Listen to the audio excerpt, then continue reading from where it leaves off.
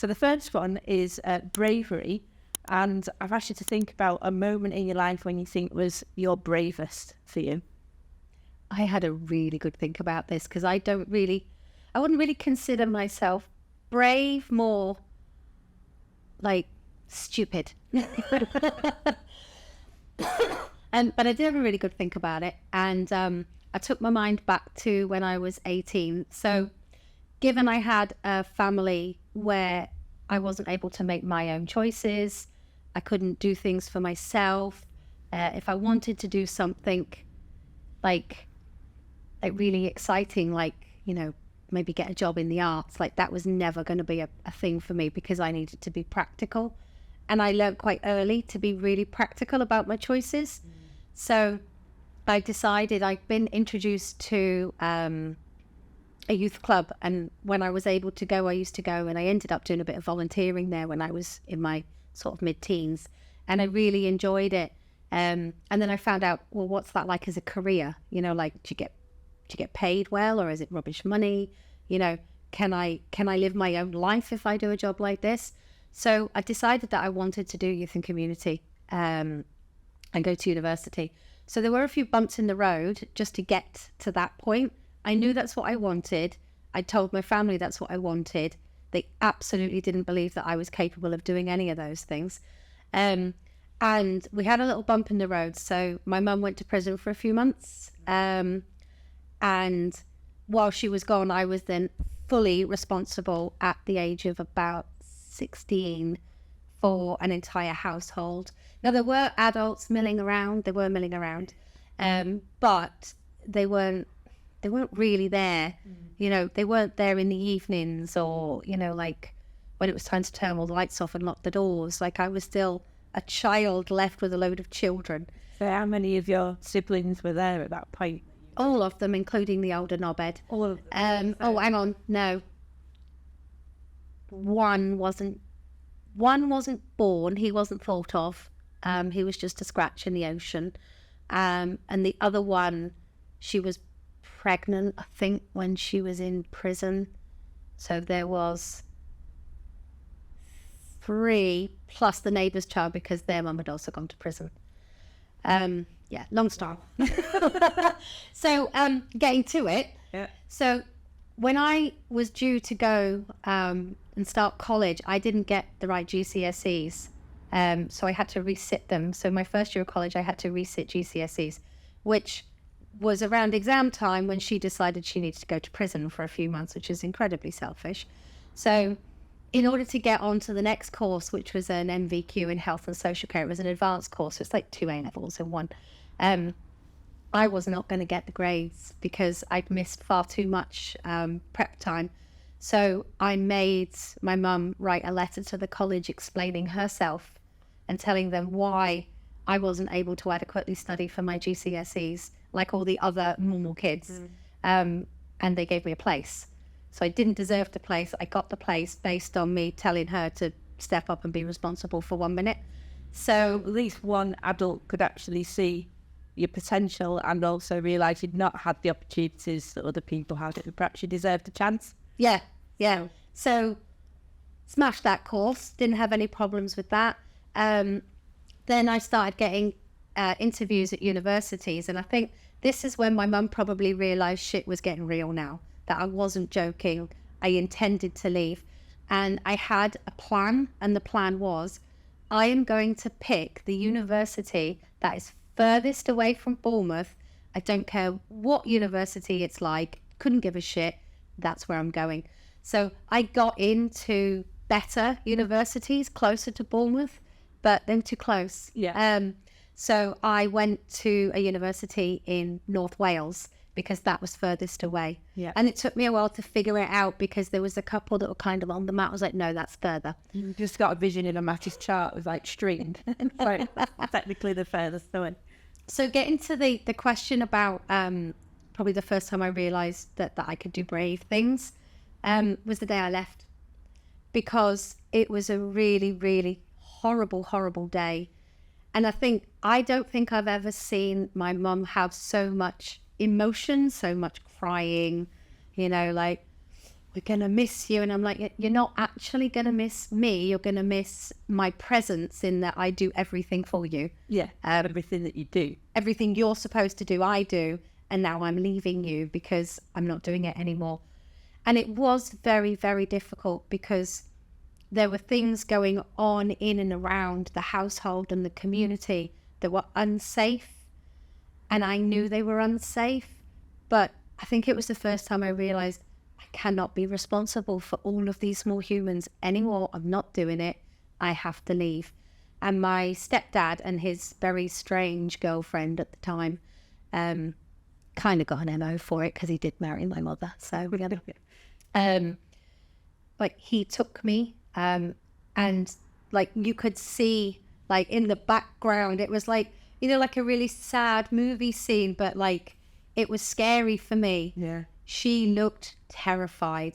I could see her in the back as we were driving away. She looked absolutely terrified. And I didn't return.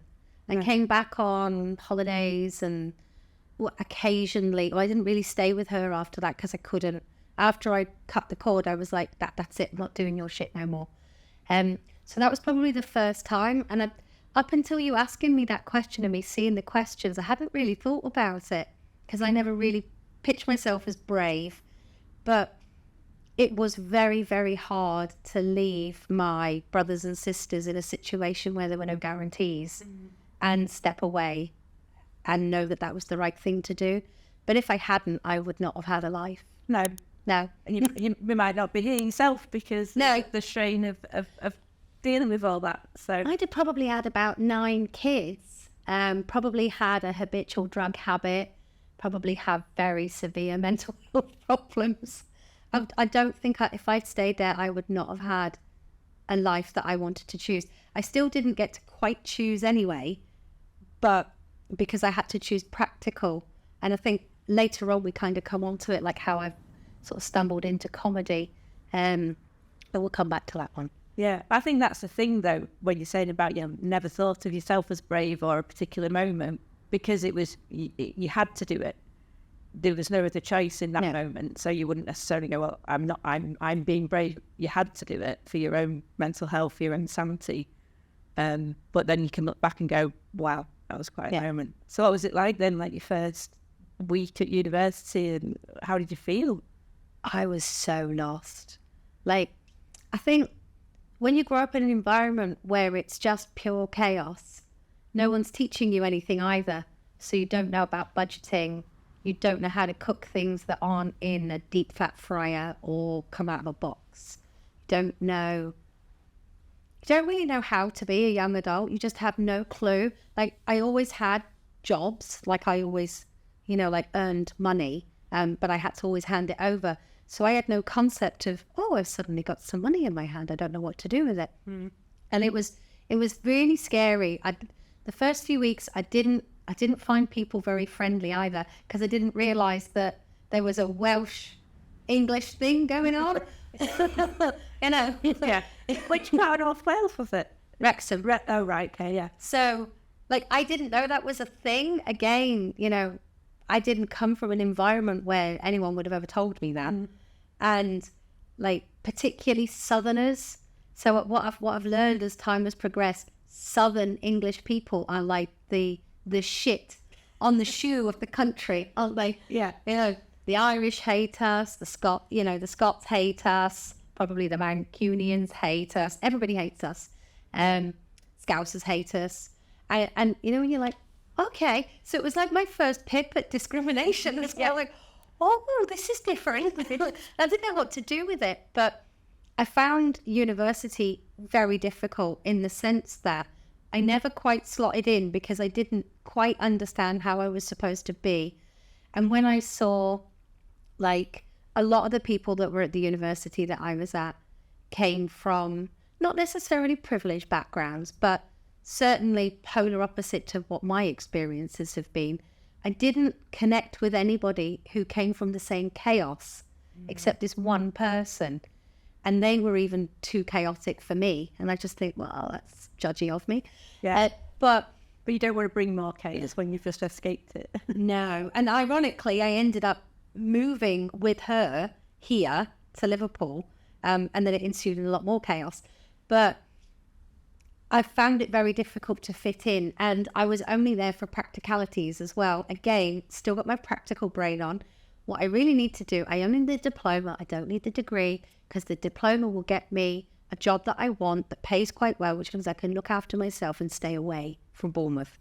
And that's all that mattered. So I kind of like all the other stuff that went on, like I was involved with it at the time. Like I socialized, I had friends, but again, I was still kind of on the periphery, a bit of an outcast, you know, was seen a little bit differently. Like I don't now have any contact with a single person that I went to university with, not one.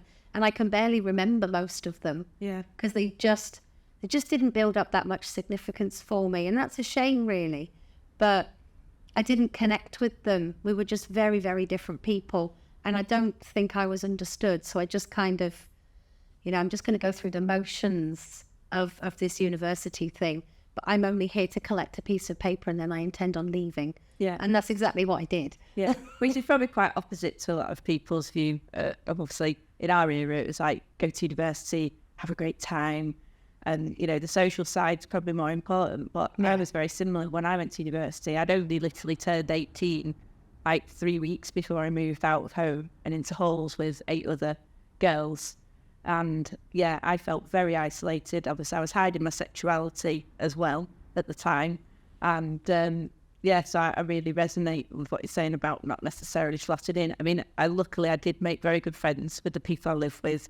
And then we went on to live together for the next few years as well as we came out of halls. But it's a really difficult time. And I think, like, my kids are teenagers now. And I would never say, oh, you must go to university, because I don't think it suits everybody. And I think you're too young if you do go at 18.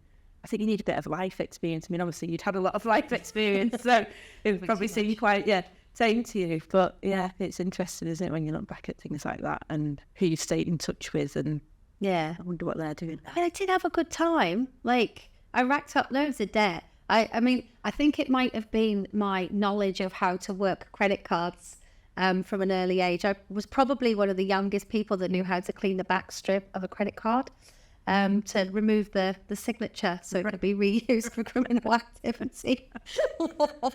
I didn't do that. You just knew how to do it. That's a story for another day. I had a late night edition. That's the late night edition. That's probably with some sirens on, in the hope that no one's going to come and arrest me later. So I didn't know how to manage money either. So I didn't know how to manage a credit card or a checkbook or a bank account. I had no idea how to do any of these things. And so I did probably waste a lot of my overdraft on alcohol, shit I didn't need. I even went on holiday to Tunisia, which I didn't like. Didn't like it there. Liked my trip to Israel. That was cool. These are all just really practical ways of spending a student money, aren't they? Yeah. Don't spend it on living. I mean, I don't know about you, but I was probably one of the last ages to get a grant. So I actually got a grant. I did, I got a grant, which paid for my halls, basically. And then I think I worked alongside to pay for it. But I think all my money went on alcohol and Findus crispy pancakes. What I lived on. My signature dish was mashed cheese and beans. Yeah. Carbs. Oh, dear. Well, that was quite a big, brave moment for you to do that. So I don't know whether I can actually ask this, but do you think you've got braver as you've got older? I don't know if I've got braver or just smarter. I think things that we don't do when we're younger, we don't really learn until we get older. So I remember seeing a quote, and whether Helen Mirren had said it or not, there's this meme knocking about that Helen Mirren had said, we should tell people to fuck off more often. And when I saw that, I thought, this we really should. We really should, though. And I probably should have started telling people to fuck off and meaning it when I was younger. And I didn't. And I think that's about is that being brave or is that being assertive? I'm not really sure which it is. Probably a bit of both, isn't it, really? I think it's being brave enough to know that you can deal with the consequences of being that assertive, isn't it? And because when you assert boundaries, people fall away sometimes, or they resist the boundary that you're trying to assert. I'm a recovering people pleaser, and probably only this year probably learning to put boundaries in place. So yeah, there's a few people I need to do that too. I think a bit more often. It's something I've never done, but it is. Then you set a boundary, and then you're like, oh God. I've definitely got better at setting boundaries, but I think the boundary setting has only really come in the last few years.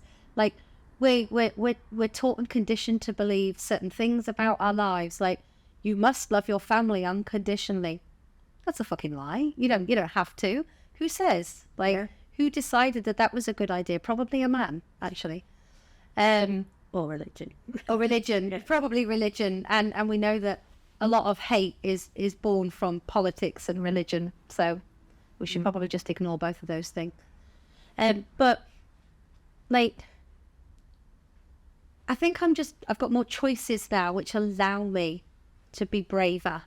I can say no to things that I would never have said no to. I think I've been a horrible people pleaser because I think I've always tried to fit in somewhere, and I don't know why really, because if I don't fit in somewhere, I really don't give a fuck, actually. And you don't want to please somewhere you don't fit in. So no, but I think, like you say, going back to your childhood of feeling a bit on the peripheries of your friends, then there is something inside you that wants to fit in and find a tribe.